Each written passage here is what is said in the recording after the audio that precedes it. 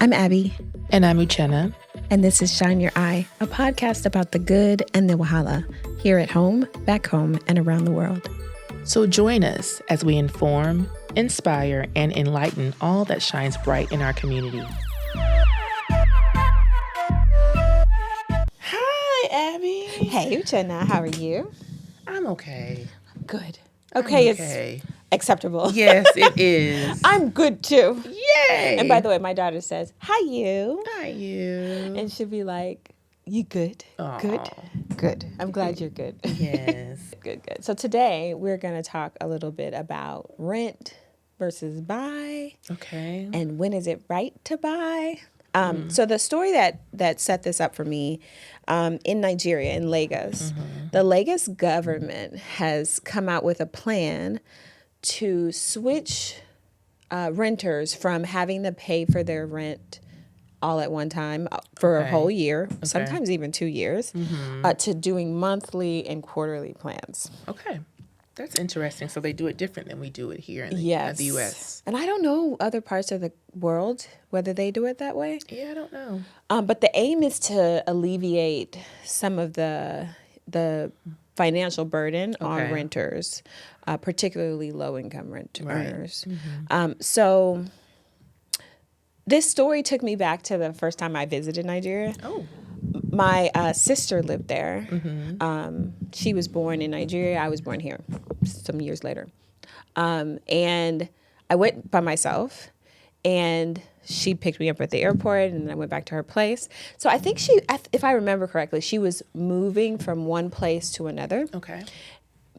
Probably in part because I was coming to visit, and she was excited, and she wanted the place to be nice. But it struck me how little they give you in places there. Yes. Like every fixture you must put in. Right. It's like you own it, right? Yes. Yeah. And you're renting. Like the switches, the outlet covers, it's all yours. The light. No maintenance. Yeah, like it's just bare. It's a box. And so that was interesting to me. I don't think at the time I knew it, but when I found out that they pay for rent 1 year at a time or 2 years at a time, I was like, how do you do that? Like, I don't know about you. If that was how it was, then it probably would have taken me longer to move out of my parents' house. Right. If I had to have a whole year's worth of rent at one time. It would be much more difficult. I did it for 2 years. I paid my rent all in advance, but that was when I was in grad school. Why did you choose to do that? Because I wasn't sure how I was going to pay where the money was going to come from. So I got my scholarship money and my grant money, and I had a job, but I didn't want to have to worry about that, and I wasn't sure. Like, you just never knew. So I guess that scarcity mindset. So I paid it. Whenever I got my money, I just paid it all off. Okay. So that was the only time I could do that, and it was really cheap too. I went to school in a rural area. I think rent was probably like $500 a month. Okay. So yeah, that was part of it too. Still too. A big chunk of change. Yeah. Okay, that's an interesting perspective. I bet that is how people in Lagos feel. Like once you paid your rent, you're good for the year. And you're gonna hustle. But if things are tight, you don't have to pay your rent.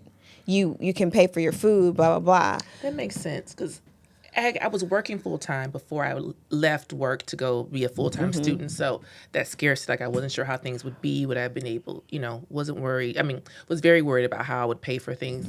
And in Nigeria, it's sometimes just here today, gone tomorrow. So if you can pay it all at once, why not? Exactly. Because you just never know.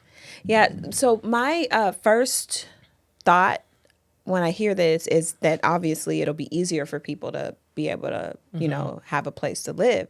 But, when your employer strikes, or if, you get paid the same, but your money goes less far tomorrow versus today, like it seems like the volatility of Nigeria might not make it so that this is ideal for the low income person. I don't know. That's what I was thinking. Right. I'm thinking you would have to borrow from others.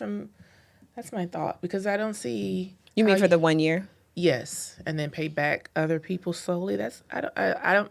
It would be good if we had someone who, could speak to that experience. But yeah. Yeah. So this reform by the Lagos government encouraging monthly or quarterly rent could truly be a game changer, but it's complicated. Some landlords aren't happy.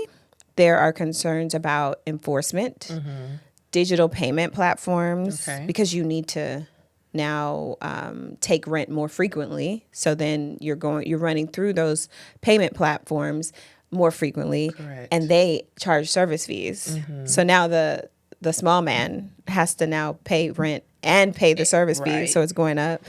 And whether more frequent rent might also mean more frequent rent hikes. True. Where are there no lease agreements that we're talking about where we can't keep the rent the same for You would X think amount so. of months? But who knows? You would think so. Who knows? But when you've already paid, you can't. True. You can't increase what I already paid you for. Exactly, yeah. But I would hope that there are leases. Who knows? But the bottom line is more flexible rent equals more access to independence for the individuals in Lagos. So that's a big deal. Now let's pivot to the United States. I just saw that news story and I thought it's interesting. Right. Renting here is obviously more commonly done month to month. Okay. You have a lease agreement, but you pay from 1 month to the next month. You pay your rent, you get your deposit back, hopefully, and then you move on. Hopefully. But here's the catch. Here, you're paying someone else's mortgage.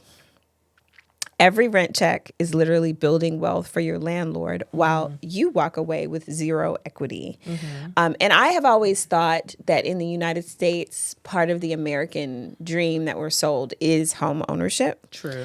And so I was very intent on owning something soon out of undergrad and did. But I also think that we should just be more... People who hear that part of the American dream should really look at it from their own personal circumstance, because I don't think that it is the right thing to do to always, to buy. There are situations where you shouldn't buy, in my opinion. Agreed. So the part that stings about renting is when you've been renting for 5, 7, or 10 years, all that money is gone. No equity for you. It's not invested. It's not leveraged. It's just gone. But like I said, home ownership isn't always the better choice. So let's talk. No. Hold on. All right. So I know you own your place. When did you decide that it was right to buy? And what did you, if you remember, I'm sure it was a while ago, what did you consider before buying? And I'll also ask, has it affected anything personally? Because I have in the back of my mind what people used to tell me when I was thinking about it. Where you're going with Yep. this, So being a I'll let you Nigerian answer. woman. Yes. I would say it was a good decision for me. But the thing is, what was my focus was travel. And so I wanted something that was very low mortgage so I could travel and live my life and enjoy. And that was really the point. Low mortgage or low maintenance? Low mortgage. Low mortgage, yeah. okay. Because I wanted to get up and go when I wanted to Okay, go. with and some money. Yes, exactly. So it served its purpose. Before that, I was living in a high rise. And I enjoyed it. Lived in the Midtown and was ripping and running and enjoying and walking to places. So I enjoyed that too. And I'm still not too far from there, but still, that was my main thing. It was just I wanted something that was low mortgage that I could just own forever. So that was it. And so I was looking in certain areas that were pretty central. And so that was it, yeah. Why, before then you were renting? Yes. Okay. What made you think about buying? Because I wanted to travel. I just wanted to travel so much. And Couldn't you just rent something cheap? no, because I felt like if I'm traveling and I would travel for like long periods, that was the goal, then I would be paying for rent and not using it. Okay. Versus if I had a mortgage, it would still be going to me. Okay, In to your essence, equity. right, Okay. to my equity. So that was it. And I just felt it was like the right thing to do. at the time. So I don't regret it. And then right after I bought my place, we had one of those, it was a Hurricane Harvey. And like 98% of the city was out of electricity. I never lost electricity. So it was a good thing. And I've not lost electricity yet. It may be some during a storm. I've not lost electricity. It may go off and on just for whatever reason that's happening in the city. But I've not lost it due to some kind of derecho, hurricane, whatever it is. So I'm very thankful that we get. Yes, very thankful for my place. But yeah, I'm happy. But I would actually, I know we don't talk about what we're discussing before the show, so it's very just like a hot take. But I would like to rent again. Oh, really? Yes, and it goes back, and like I said, we haven't spoken about what you're going to say, but I was listening to some financial guru, and he was saying, there's people tell you to buy a home, but like you're saying, it's not good for everyone.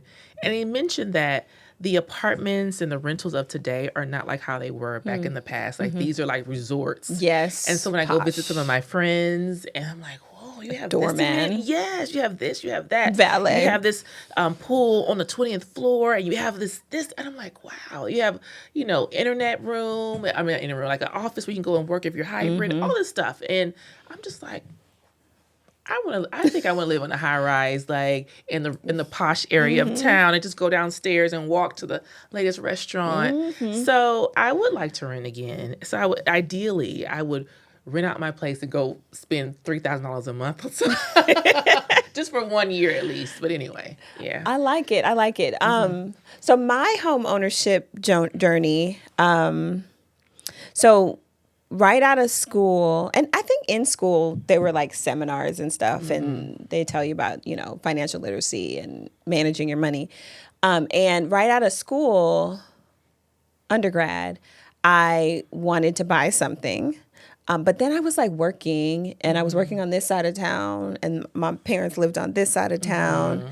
And I was like, where should I buy or whatever? So my first purchase of a home was a condo. Okay. And it was in the Briar Park area of Houston. Which is what, south, north, east, west? South, west, yeah. Southwest. Yeah. Southwest, west. So it was very close to my work at the time. And then like a month later, I moved work. Oh, no. To like Sugarland or something. Right. And I was like, see, this is why you shouldn't actually pick your place of living based on your job. On your job, because your Right. job could change. Yeah. And I still work for the same employer, but I was just in a different building. And it was a condo. So whenever I have a young person talk to me about owning a home, I tell them about the location, but I also say steer clear of condos, especially if you're not going to be living there for a very long time, right? Like, because condos do not appreciate. They just don't, because of the homeowners association fee, which is usually pretty steep depending on how old your place is. And my place was pretty old, so it's a huge homeowners association fee. So then every time somebody's looking at your home, they're thinking about the mortgage and the insurance and the homeowners association fee, and they're like, that's rent. Right. So if I have to pay this much, I could just go rent over here, and then I don't have to worry about maintenance, et cetera. Correct. So it just does not appreciate from year to year. So if I had it to do over, I actually would not have bought that. Then I bought another house at some point, and then I bought my favorite home that I've ever owned, which I still own, and it was a 4-story in town. No grass. Well, we have like grass in the common area, Right. but no grass in front of me. I'm like, yes, I don't have to hire somebody to come mow the lawn. Like, that's one of the least favorite parts of having a home, in my opinion. And why I went to a condo, right? Because I didn't want that. But this was the 4 corners of my house. It was a house freestanding, and it's mine. Right. So I enjoyed that, loved living that way. And it was more new. So I didn't, no homeowners association fee because it wasn't in a neighborhood. So all that stuff is stuff that I tell people when they're about to buy something to factor in. So definitely more freedom to do whatever you want with the house. Like I could turn the first floor into something commercial if I wanted to, because we ain't got no zoning in Houston. So I enjoyed having that house. And then we built a house after I got married. Not my least favorite house. Not my favorite house. Like we built it, we got to put everything we wanted in it, but then interest rates. Like yes, by the time, from when we signed the paperwork to when we closed on the house, the interest rate went up immensely, and we almost had no choice but to continue, or we lose like the earnest money and the option money that we put down originally. So I'm like low key, what is the word? I'm salty. I'm salty against my house. For how much it cost. And that I have to pay extra because of the interest rate. And are you in the location where you have like mud tax and all those crazy we have stuff? Everything. We have taxes. We have the school. It's HISD. God love it, but you're HISD. I'm not HISD over there. Okay. It's higher than HISD. Okay. Which is Houston School District. Yes. So yeah, I kind of agree with you, or at least like for where I am in my life right now, I probably wouldn't just rent, but at least I know my husband is willing to, because like if we're like, look, if anything, we'll sell this place and just go move into a 3-bedroom apartment, like, and be in the city and call it a day. Amenity, like a nice place, right? Yes. Yeah. So for the person that's hearing all this talk, especially within the Nigerian community, I'm sure there are communities where homeownership is not discussed all the time, but in ours, I think it is. You don't have to listen to all that. There are factors that I think that someone should take into account when you're trying to decide whether you should buy or rent. Okay. What are those factors, ma'am? So here's when it makes sense to buy. Okay. If you're planning to stay put for 5+ years. So the thing about buying a house is you have to pay closing costs. You have to pay your down payment. You're going to pay transfer of ownership type things, one-time costs. And so it's not just the amount that you're paying for the house that is part of the cost. So if you move too quickly, then you haven't given yourself enough time to make up for those costs. Okay. So if you're the type of person that likes to live in a new place every 2 years, then homeownership might not be for you. Okay. Right. If you have stable income and strong credit, then maybe you should buy. Go ahead. Okay, stable income. This job market is not smiling right now. A lot of people who thought they had stable income don't have it right now. True. So, I guess you look at where you are now.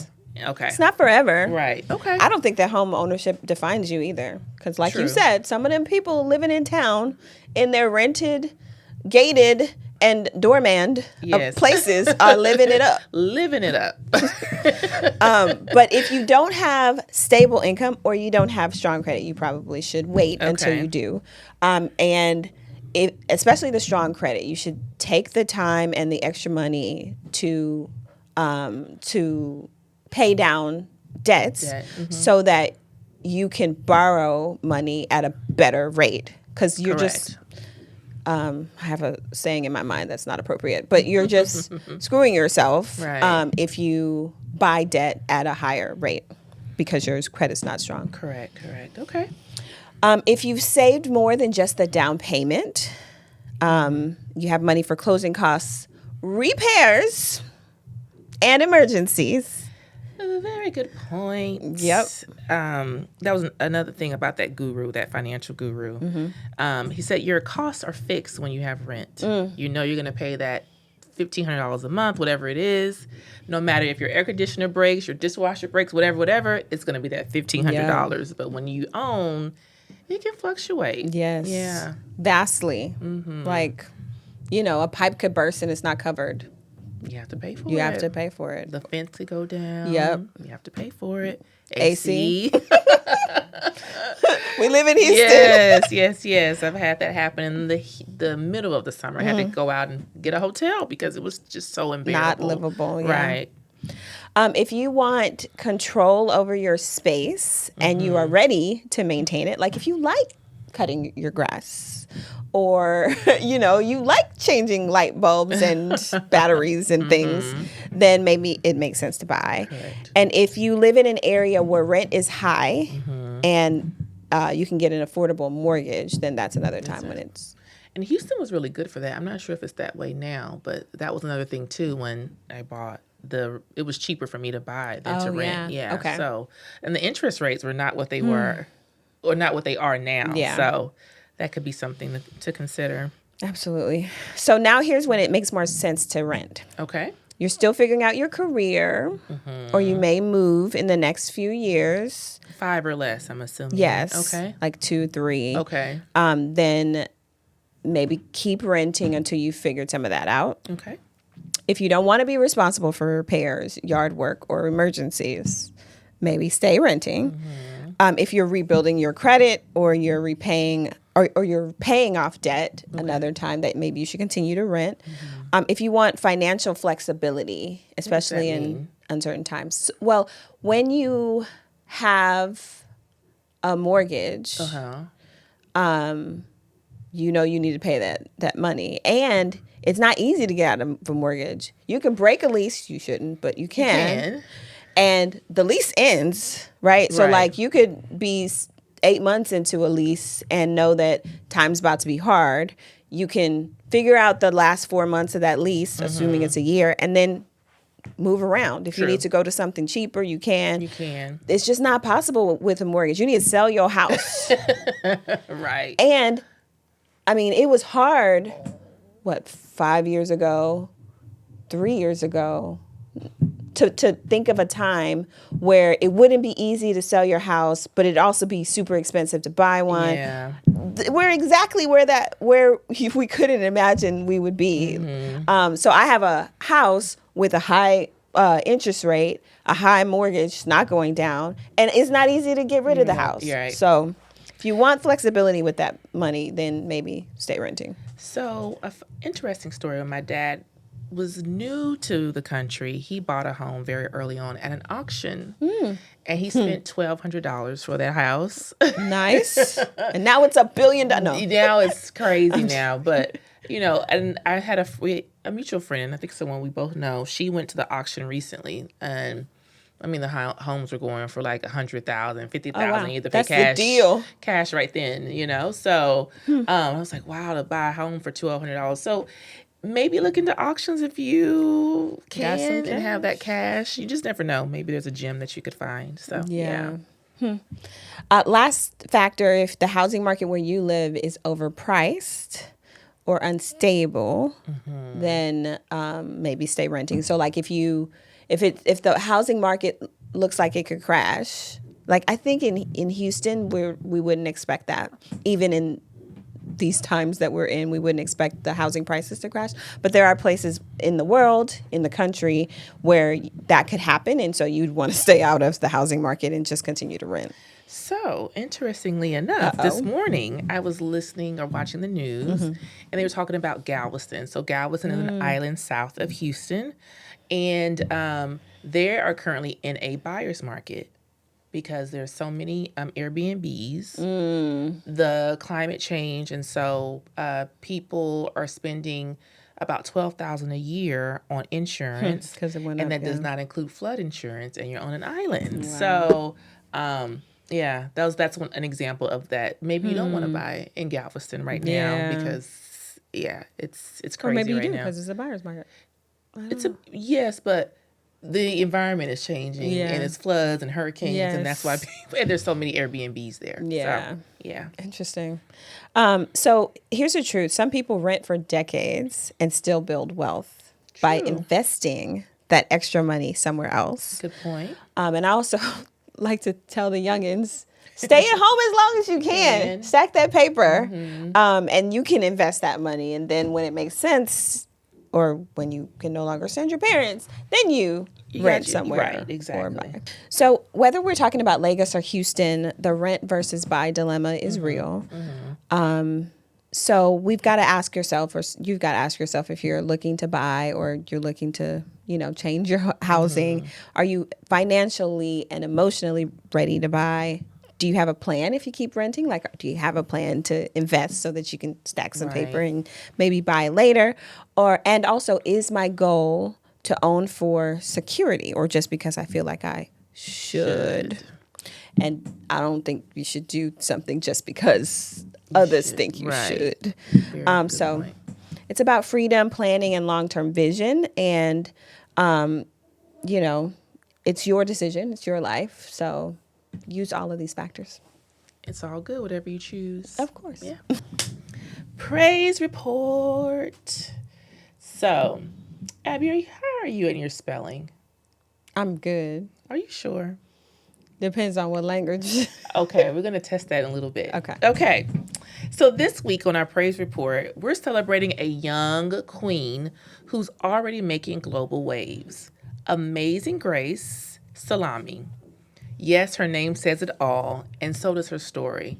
At just 12 years old, Amazing Grace made history by representing Nigeria in his debut appearance at the Scripps National Spelling Bee this past May of this year. That's right, Nigeria officially entered the bee. Ow, ow, ow. And this brilliant young girl was the one to carry the flag. Wow. Her participation wasn't just a proud moment for her family, it was a national milestone. The Nigerians in Diaspora Commission celebrated her achievement as a symbol of what's possible when talent meets opportunity and when young Nigerians are supported on the world stage. Her poise, intellect, and confidence showed the world exactly what Nigeria's youth are capable of. And let's just say, we're claiming this just at the beginning.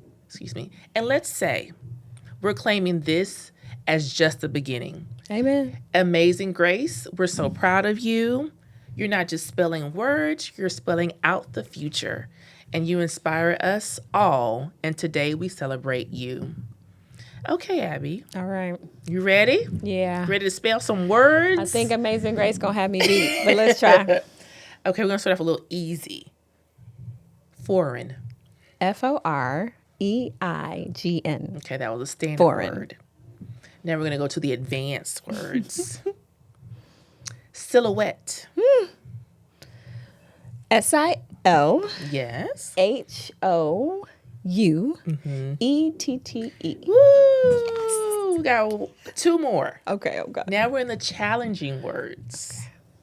This is 8th grade, I believe. Oh, this is wow. 8th grade, so I didn't want to do too much. Okay. Acquiesce.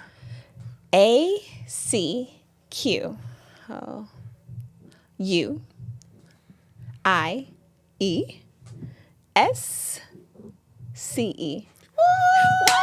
Woo! And our last one, nonchalant. NONCHALANT. Okay. So Abby, you're going to represent in the spelling bee. I think you were easy on me. Nonchalant. I use that every day. No. Oh, goodness. Well, you did it. You got an A star for that. Yeah. Yay. Congratulations So congrats, to Amazing Abby Grace. and Amazing Grace. So now we're at what we're digging. And I'm digging something. Like, I'm not a big drinker, but I had some wine recently. I think it was on Monday. I had a late lunch with a friend or an early dinner, and it was good for the soul. So I'm thankful for that. But I'm not a big wine drinker, and so I don't know much about wine. So when I said, "Do you want some wine?" You got something fruity or fruit forward. I remember that from a wine class we Yes. took. So I'm like a Moscato or a Stella Rosa. People say it's Kool-Aid, but that's what I like know. That's Kool-Aid. my comfort zone, right? But recently, like I said, I went to lunch, and shout out to Real Adult Friendships, where you can catch up midweek and talk about everything and nothing at all. And while we were eating, I decided to try something new, and it's called Josh Sellers Cabernet Sauvignon. I don't know if I'm saying it correctly, but I want to say Sauvignon. I don't know, but it's a Cabernet, a cab is that they call it. So I was so impressed. So I'm typically not also a pasta person, but now I have a favorite dish. Oh, and wow. It's at is it Maggiano's? Maggiano's, okay. Maggiano's. It is a lobster. You had me at lobster. Lobster. It lost me. But there's a lobster dish on there that I love. And it has peas. It has lobster. It's delicious. And so it was great to have a wine with it. And so it's Was not it a red sauce or a white sauce? It's a white sauce, actually. interesting. Yeah. Not too dry, not too intense, but it was smooth and flavorful and grown and sexy. A deep cherry and dark chocolate notes, and for someone who's just easing. It had the deep cherry and dark chocolate notes, and for someone who's just easing into red wines, it felt like a perfect intro. Not too sweet, not too bitter, just balanced. Nice. And you know what? That night I slept so well, like peaceful. It was a deep sleep, and I felt so good. And I think also I was just exhausted from work. And so to have that and the wine and the good talk, it was good. And I'm not mad at it. So the best part is not expensive. You can grab a bottle from $15 to $20 at your local grocery store. So it's affordable, easy to find, and a great go-to if you're trying to build your grown woman wine list without breaking the bank. So if you're like me and you usually play it safe with the sweet stuff, give Josh Cabernet Sauvignon a try to expand your palate, and you might surprise yourself. Nice. Do you have any wines that you particularly like? Oh, I'm a fruit forward girl myself. Same here, but I'll try a sweet red. yeah. I'm still a fruity girl. Yeah, sangria is typically my favorite. Oh, yeah. I'll drink red or white, but I typically like red more. But yeah, Oh, then that it makes sense why you like this cat. yeah, try the Josh. Sauvignon. Okay, that's what we're digging. Nice. You've been listening to the Shine Your Eye podcast, where the gist never ends. If you like this episode, give us a thumbs up on YouTube and subscribe wherever you listen or watch us, and join the family. We'd love to hear from you. Share your thoughts, feedback, and ideas for future episodes by emailing us at shineyoureyepod@gmail.com or connecting with us on social media at Shine Your Eye Pod. Till next time, shine your eye, stay sharp, and keep the gist flowing. See you soon on another episode.